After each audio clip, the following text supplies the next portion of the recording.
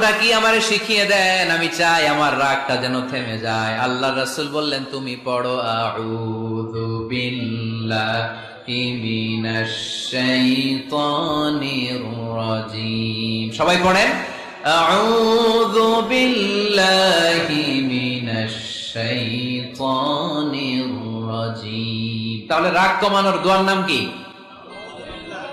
সবাই বলেন, আউযু বিল্লাহি মিনাশ শাইতানির রাজীম। এটা হচ্ছে 1 নাম্বার ফর্মুলা। এটা কয় নাম্বার মনে থাকবে? রাগ আসলে এই দোয়াটা পড়বো, মুহূর্তে রাগকে ঠান্ডা করে দিবে কে? 2 নাম্বার ফর্মুলা হচ্ছে, বেশি রাগ চলে আসলে আপনি চুপ থাকবেন।